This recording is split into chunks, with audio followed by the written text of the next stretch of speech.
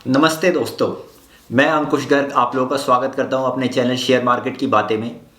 आज हम डिस्कस करेंगे KIMS Krishna institute of medical sciences के बारे में। Krishna institute of medical sciences Telangana state यानी कि तेलंगाना और आंध्र प्रदेश के रीजन में सबसे बड़ा हॉस्पिटल है। करंटली उनके पास 9 ब्रांचेज हैं और रिसेंटली उन्होंने सनशाइन हॉस्पिटल से 3 ब्रांचेस उनकी एक्वायर करके अपना टोटल जो नेटवर्क बना लिया है तेलंगाना और आंध्र प्रदेश में वो 12 हॉस्पिटल्स का हो गया है। टोटल उनके पास अराउंड 3600 बेड्स हो गए हैं इस एक्विजिशन के बारे में। तो शुरू करते हैं किस तरह से ये हॉस्पिटल स्टार्ट हुआ, क्या बैकग्राउंड है, कौन इनके किम्स हॉस्पिटल ईयर 2000 में स्टैब्लिश करा था डॉक्टर भास्कर बोलीनेनी ने। अब करंटली इस हॉस्पिटल्स के जो ऑपरेशंस और सब चीज़ें देख रहे हैं वो उनके बेटे डॉक्टर अभिनय बोलीनेनी। तो काफ़ी स्ट्रॉन्ग लीडरशिप है ये, काफ़ी अच्छा इनका ट्रैक रिकॉर्ड रहा है। इन्होंने किस तरह से केवल एक हॉस्पिटल से मल्टीपल यूनिट्स खोली, फिर इनऑर्गेनिकली इन्होंने काफ़ी सारी यूनिट्स एक्वायर करी और विद इन 20 ईयर्स इन्होंने अपने हॉस्पिटल को 12 यूनिट्स पे लाके खड़ा कर दिया है। जो कि इन्होंने इनिशियल यूनिट खोली थी 200 बेड्स से, आज की डेट में इनके पास 3600 बेड्स हैं। अगर हम इनका एरिया वाइज डिवीजन देखते हैं किस तरह से ये बेड्स इनके पास हैं और कहाँ कहाँ पे हैं और किस ईयर में इन्होंने ये बेड्स ओपन करे हैं, तो हम लोग देखते हैं कि सबसे पहले ईयर 2000 में इन्होंने नेल्लोर में स्टार्ट करा 250 बेड की कैपेसिटी के साथ। उसके बाद ये लोग एक्सपेंशन करते गए और 2002 में राजामुंद्री में इन्होंने 180 बेड्स की कैपेसिटी लगाई। उसके बाद इन्होंने 2004 में सिकंदराबाद में 1000 बेड्स की बहुत ही बड़ी और अच्छी कैपेसिटी, जो इनकी आज की डेट में भी बेस्ट ऑपरेटिंग कैपेसिटी है, जो कि हैदराबाद में सिकंदराबाद एरिया में आती है 1000 बेड्स की, वो उन्होंने 2004 में लगाई। उसके बाद इन्होंने 2011 में श्रीकाकुलम में लगाई और 2014 में कोंदापुर में लगाई।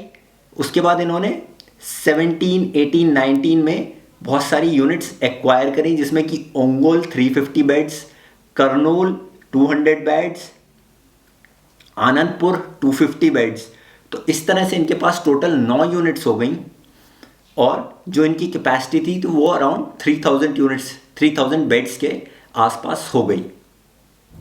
इसके बाद अब आप इस टेबल में देख सकते हैं किस तरह से डिफरेंट रीजन्स में इनकी कितनी कैपेसिटी है और क्या इनका यूटिलाइजेशन है और हर जगह क्या इनका एवरेज रेवेन्यू पर ऑपरेटिंग बेड है और साथ ही साथ क्या इनके मार्जिन्स है, एबिडा मार्जिन्स। तो सबसे पहले अगर हम बात करते हैं सिकंदराबाद की, जो इनकी सबसे बड़ी यूनिट है, वहाँ पे इनके 1000 बेड्स हैं, 885 बेड्स ऑपरेशनल हैं, ऑक्यूपेंसी रेट 66% के करीब है और एवरेज रेवेन्यू पर ऑपरेटिंग बेड 38,500 है। और अगर हम इनकी एबिडा मार्जिन्स की बात करते हैं तो यहाँ पे इनके जो एबिडा मार्जिन्स है वो 35% के हैं। एबिडा मार्जिन्स हम लोगों को नोट करना बहुत ज़रूरी है, क्योंकि जो हमारी आगे की ग्रोथ है वो इस थीसिस पे ही बेस्ड है, किस तरह से ये हॉस्पिटल यूनिट्स एक्वायर करते हैं, उनको और ज़्यादा एफिशिएंट बनाते हैं और उनके मार्जिन्स में इम्प्रूवमेंट लाते हैं। तो यही इस हॉस्पिटल या इस मैनेजमेंट की खासियत रही है, वो डिफरेंट यूनिट्स को एक्वायर करते हैं, वहाँ पे ऑपरेशनल एफिशिएंसी लाते हैं और इंटर्न अपने एबिडा मार्जिन्स को और ज़्यादा बढ़ाते हैं, जिससे कि हमारा प्रॉफिट्स बढ़ते जाता है। तो अगर हम देखते हैं कि डिफरेंट रीजन्स की, नेल्लोर में इनके पास 250 बेड्स की कैपेसिटी है, ऑक्यूपेंसी रेट 88% से भी ज़्यादा है, एवरेज रेवेन्यू इनका 13,500 है और मार्जिन्स जो है वो 30% के अप्रॉक्सीमेट है। सिमिलरली राजामुंद्री में भी जो मार्जिन्स है वो 26% है, ऑक्यूपेंसी रेट 83% के करीब है, एवरेज रेवेन्यू 15,000 रुपीज़ के करीब है। श्रीकाकुलम में इनके पास 200 बेड्स हैं, जिसमें कि ऑपरेशनल 150 हैं और जो इनका एवरेज रेवेन्यू है वो 11,500 के करीब है और जो इनके एबिडा मार्जिन्स है वो केवल 14.5% है। कोंदापुर में इनकी जो फैसिलिटी है वहाँ पे इनके जो ऑक्यूपेंसी रेट है वो 82% है, एवरेज रेवेन्यू 45,000 है। यहाँ पे जो एवरेज रेवेन्यू है वो और सभी जगह से बेटर है और साथ ही इनके जो एबिडा मार्जिन है वो 25 to 26 की रेंज में है। सिमिलरली ओंगोल में भी हम देखेंगे इनका ऑक्यूपेंसी रेट बहुत ही अच्छा है, 96% से भी ज़्यादा है, लेकिन जो एवरेज रेवेन्यू पर ऑपरेटिंग बेड है वो 8,900 है, लेकिन जो इनके मार्जिन्स हैं वो 31% प्लस हैं। और जो इनकी नई यूनिट्स हैं जैसे कि वाइजैग, अनंतपुर, कुरनूल, वहाँ पे इनकी बेड ऑक्यूपेंसी रेट हालांकि बहुत अच्छी है, 88%, 97%। कुरनूल में कम है 64%, लेकिन जो इनके मार्जिन हैं वो भी यहाँ पे कम है 16.6%, 8.65% एंड 7.41% रेस्पेक्टिवली। एक बात और जो इस हॉस्पिटल के बारे में मैं बताना चाहूँगा, जो इनका शेयर होल्डिंग पैटर्न है, तो ये जो भी यूनिट्स एक्वायर करते हैं उसमें से कुछ परसेंटेज ऑफ इक्विटी वहाँ के डॉक्टर्स में भी डिस्ट्रीब्यूट करते हैं, जो कि मैनेजमेंट की काफ़ी अच्छी बात है। किस तरह से आप अपने जो स्टाफ है, जो भी आपके लोग साथ काम कर रहे हैं, आपने उनको अपने बिजनेस में इन्वॉल्व किया, उनको भी ओनरशिप दी कि इनके पास है सिकंदराबाद, नेल्लोर, राजामुंद्री, ओंगोल, वहाँ पे इन्होंने 7% के करीब इक्विटी डॉक्टर्स को दी है। और जो यूनिट्स और जगह से एक्वायर करी है इन्होंने, वहाँ पे ये परसेंटेज काफ़ी हाई है, जैसे कि कुरनूल में 45%, वाइजैग में 49%, श्रीकाकुलम में 39%, अनंतपुर में 20%। तो इस तरह की जो इक्विटी है ये डॉक्टर्स को देते हैं, जिससे डॉक्टर्स को भी हॉस्पिटल में अपनी ओनरशिप महसूस होती है और वहाँ पे वो और अच्छा काम करते हैं। तो अब हम बात करते हैं सनशाइन हॉस्पिटल्स के बारे में। सनशाइन हॉस्पिटल डॉक्टर गुरवा रेड्डी ने खोले थे। सबसे पहले इन्होंने 2008 में सिकंदराबाद में अपना पहला हॉस्पिटल खोला है, उसके बाद इन्होंने करीमनगर में एक हॉस्पिटल खोला और फिर अब रिसेंटली इन्होंने गाचीबोली में एक और हॉस्पिटल खोला है 2018 में। अगर आप बेड्स की कैपेसिटी की बात करेंगे तो जो इनका सबसे पुराना हॉस्पिटल है वहाँ पे 290 बेड्स हैं सिकंदराबाद में, गाचीबोली में 237, करीमनगर में 75। सिमिलरली अगर आईसीयू बेड्स की बात करते हैं तो वो हैं सिकंदराबाद 120, गाचीबोली 50, करीमनगर 10। लेकिन इसमें एक इम्पॉर्टेंट पॉइंट जो मैं हाईलाइट करना चाहूँगा, जो सनशाइन हॉस्पिटल्स हैं उनका जो मेजर रेवेन्यू आता है वो ऑर्थो से आता है, और ऑर्थो ही उनकी स्पेशलिटी है।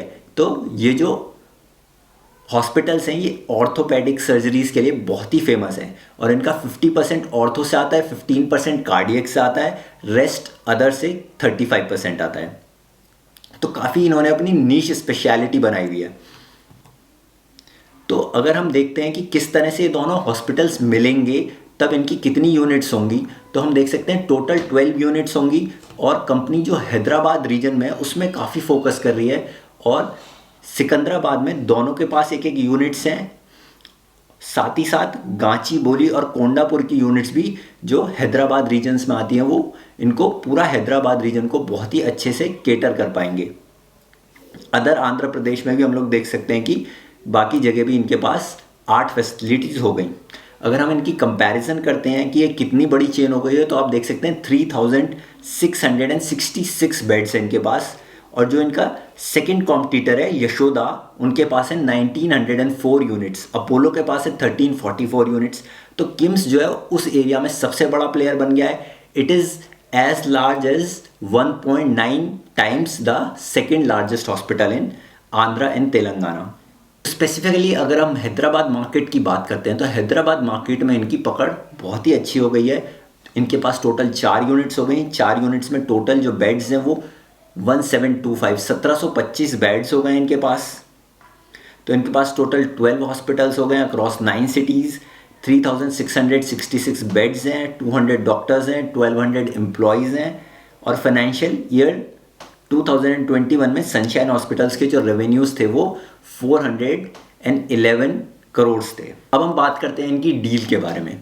तो जो इनकी डील हुई है सनशाइन हॉस्पिटल्स के साथ, वो डील की जो एंटरप्राइज वैल्यू है वो है 730 करोड़, यानी कि पूरी बिजनेस यूनिट की जो वैल्यू निकाली है वो 730 करोड़ निकाली है, लेकिन उसमें से 20 करोड़ रुपए डेट के हैं। तो अगर हम डेट के पैसे माइनस कर देते हैं तो टोटल जो अमाउंट कंपनी पे करेगी वो 710 करोड़ के हिसाब से पे करेगी, और इन्होंने क्योंकि 51% उसमें हिस्सेदारी ली है तो 51% उसका रफली 362 करोड़ होता है। तो कंपनी को पे करना होगा 362 करोड़, जिसमें से कि कंपनी ऑलरेडी पे कर चुकी है 230 करोड़, और जो रेस्ट मनी है, जो बाकी का पैसा है वो महीने दर महीने ये देते रहेंगे।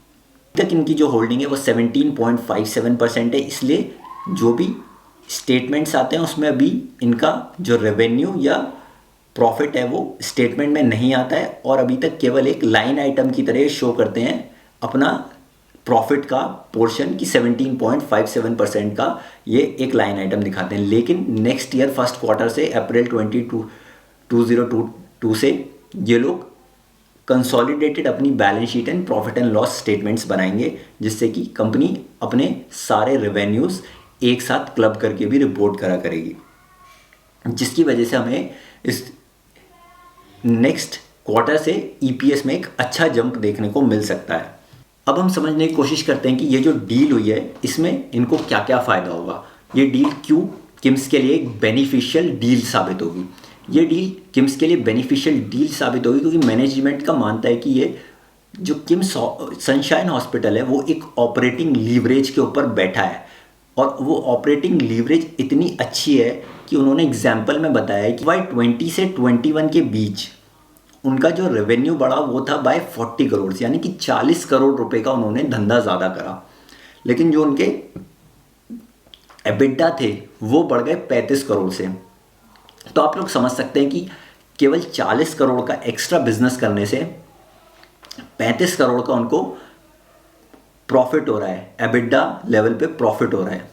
तो इस तरह का ऑपरेटिंग लीवरेज सनशाइन हॉस्पिटल्स में है, जो कि किम्स की मैनेजमेंट उसको भुनाना चाहती है। तो अगर उनसे पूछा गया कि आप ये कैसे कैसे करेंगे, तो किम्स की मैनेजमेंट ने कुछ इंपॉर्टेंट पॉइंट्स बताए हैं जहाँ पे वो एक्ट करेंगे कि इस तरह से वो इन हॉस्पिटल्स को बहुत ही एफिशिएंटली वर्किंग हॉस्पिटल्स बनाएंगे। सबसे पहली बात उन्होंने कहा है कि जो वहाँ पे ऑपरेटिंग एफिशिएंसी है या ऑक्यूपेंसी है वो केवल 40% है करंटली, और किम्स के जो भी हॉस्पिटल्स हैं जो कि मैच्योर हो चुके हैं, यानी कि जो उनके पुराने हॉस्पिटल्स हैं, रिसेंटली उन्होंने 2018 और 2018 और 19 में जो एक्वायर किए हैं उनको छोड़ दिया जाए तो ज़्यादातर जो पुराने हॉस्पिटल्स हैं उनकी जो ऑक्यूपेंसी है वो 75 से 80% से कम किसी में भी नहीं है। तो जो भी मैच्योर हॉस्पिटल्स हैं किम्स के, वो 75 से 80% की ऑपरेशनल एफिशिएंसी पे काम करते हैं या ऑक्यूपेंसी पे काम करते हैं, और ये अभी 40 पे कर रहे हैं। तो आप समझ सकते हैं कि विदाउट किसी कैपेक्स, कोई भी नया पैसा डाले बिना हम किसी हॉस्पिटल की ऑक्यूपेंसी 40 से 75 और 80 ले जाएंगे तो किस तरह का प्रॉफिट वो जनरेट कर सकते हैं बिना नया पैसा लगाए। तो ये हमारा पहला पॉइंट हो।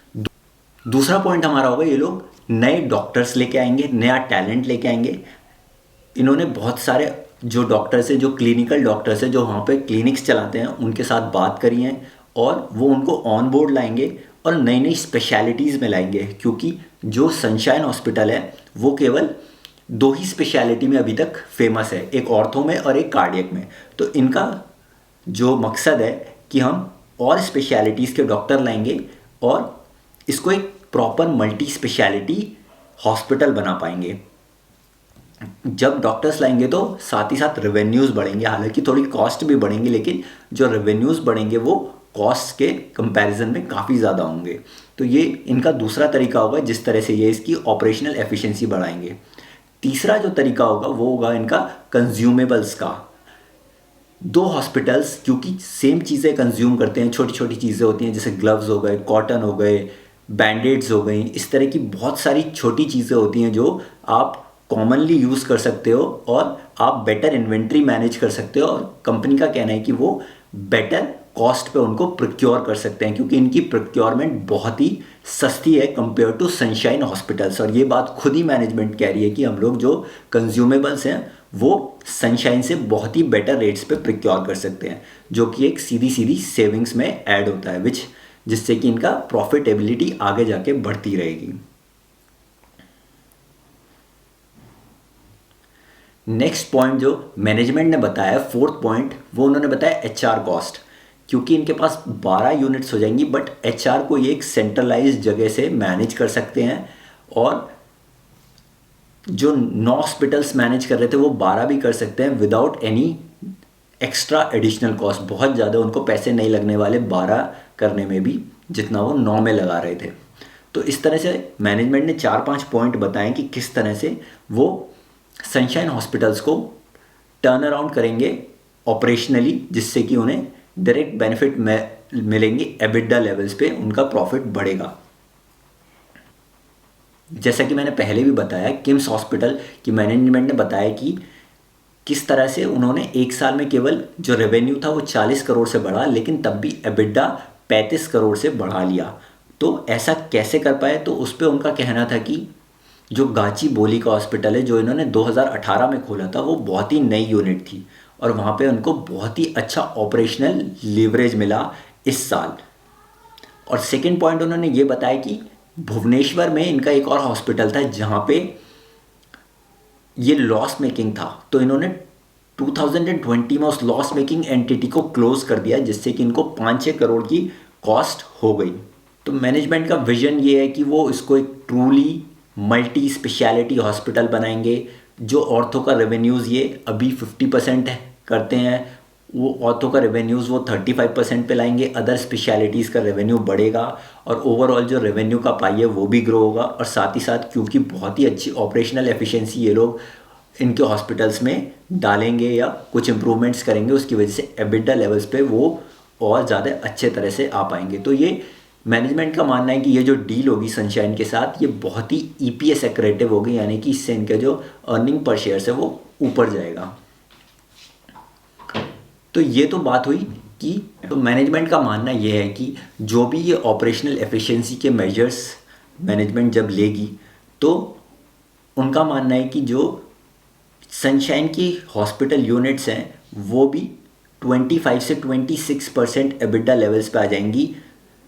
हालांकि जो किम्स की यूनिट्स हैं उनका एबिडा 30 से 32-33% तक भी होता है, लेकिन उसमें उन्होंने कहा है कि उनकी जो यूनिट्स हैं या जो उनके प्रमाइसेस हैं, जो उनकी जगह है वो उनकी खुद की हैं किम्स में, लेकिन सनशाइन की जो भी फैसिलिटीज़ हैं, जो प्रमाइसेस हैं, वो रेंटेड हैं। तो इसलिए वो उसको 30+ लेवल्स तक नहीं ले जा पाएंगे और वो 25-26 लेवल तक लाने की कोशिश करेंगे अगले 2 से 3 सालों में। और जैसे जैसे ये फैसिलिटीज़ पुरानी होती जाएंगी, जैसे जो इन्होंने गांची बोली की 2018 की फैसिलिटी नई खोली है, उसको ये कोशिश कर रहे हैं कि उसकी ऑपरेशनल एफिशिएंसी बढ़ाना काफ़ी सिंपल है, ईजी है इनके लिए, और उसको वो ईजिली 25 से 26% एबिडा मार्जिन्स ले जाएंगे। साथ ही साथ कंपनी ने अपनी भी 2-3 यूनिट्स जो 2018-19 में एक्वायर करी हैं, वो भी कंपनी कह रही है कि वो जैसे जैसे मैच्योर होंगे उनके मार्जिन्स बढ़ते रहेंगे। तो ये तो बात हुई उनकी पुरानी एग्जिस्टिंग यूनिट्स की, वहाँ पे वो कैसे एफिशिएंसी बढ़ाएंगे और किस तरह से वो प्रॉफिट जनरेट करेंगे। लेकिन साथ ही साथ हम बात करते हैं इनके नए यूनिट्स की। मैनेजमेंट का कहना है कि वो आगे जाके काफ़ी सारे ग्रीन फील्ड प्रोजेक्ट्स करेगी और नई यूनिट्स लगाएगी। तो देखते हैं कि किस तरह की कैपेसिटी वो लोग आगे लाने वाले हैं। तो जैसा कि आप देख सकते हैं कंपनी के एक्सपेंशन प्लान्स, कोंडापुर में कंपनी 500 बेड्स लगाने वाली है, अप्रॉक्सीमेट केपेक्स 300 करोड़ का बताया है। वाइजैग में 50 बेड्स लगाने वाली है, अप्रॉक्सीमेटली 20 करोड़ का केपेक्स है, जो कि कैंसर से रिलेटेड होगा। अनंतपुर में एक mother and child care facility खोलेगी, जिसके लिए 50 से 60 करोड़ वो लोग लगाएंगे। ओंगोल में वो कैंसर सेंटर खोलेंगे, वहाँ पे भी 15 से 20 करोड़ लगाएंगे।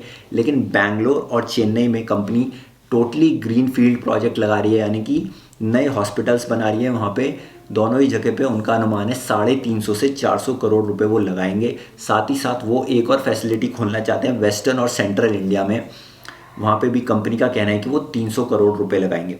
तो आप देख सकते हैं अगले 3 साल में कंपनी के पास बहुत ही अच्छा ग्रोथ प्लान है, लेकिन इसके लिए इनको बहुत सारी फंडिंग, बहुत सारा पैसा चाहिए होगा, जिस पे कंपनी का कहना ये है कि वो हर साल अपने जो कैश फ्लोज है वो 350 to 400 करोड़ रुपीज़ हर साल करते हैं। तो अगले 3 साल पे उनके पास अप्रॉक्सीमेटली 1100 करोड़ रुपए का फ्री कैश फ्लो आएगा, जिसको वो इन यूनिट्स में लगाएंगे।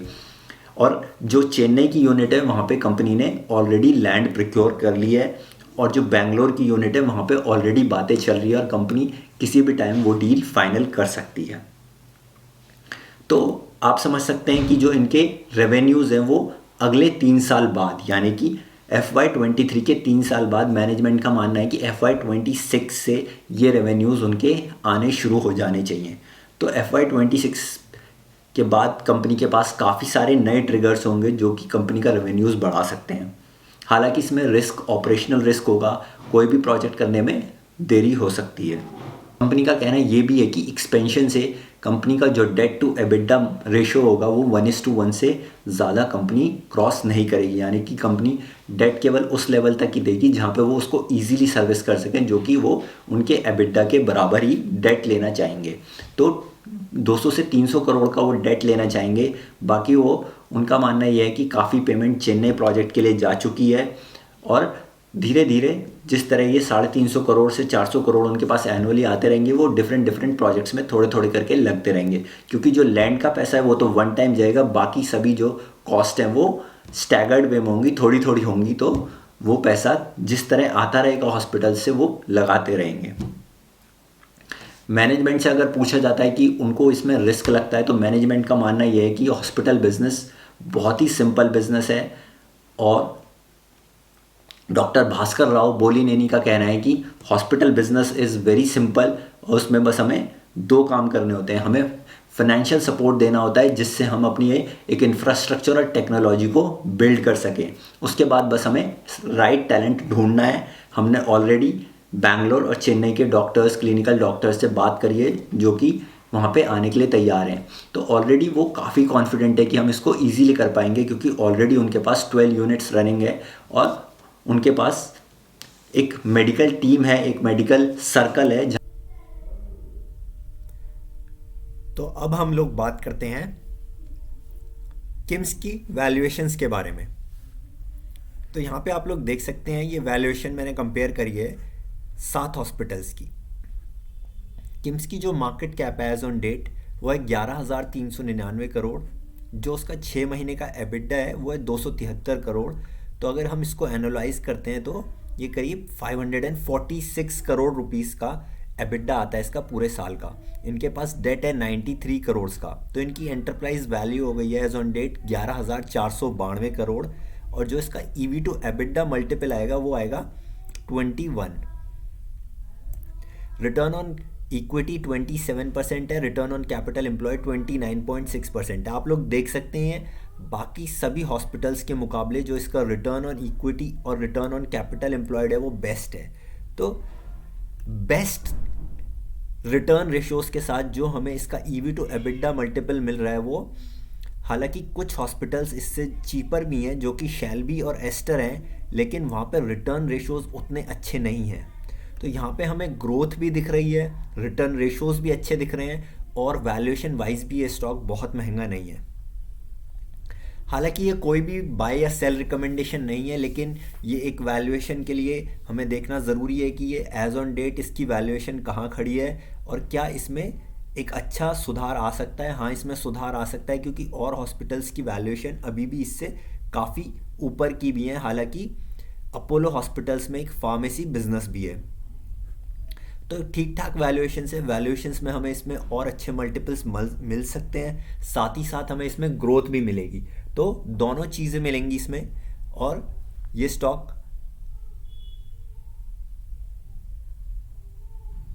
ग्रोथ और राइट वैल्यूएशंस का सही मिक्सचर हमें देता है। मैनेजमेंट का जो विजन है वो काफ़ी लॉन्ग टर्म अच्छा है, सस्टेनेबल ग्रोथ इस हॉस्पिटल्स में दिखती है, आगे जाके भी ये ग्रो करेगा। Thank you for watching the video. आप लोगों को अगर ये वीडियो पसंद आए तो चैनल को सब्सक्राइब करिए और वीडियो को लाइक और शेयर करिए। Thank you so much.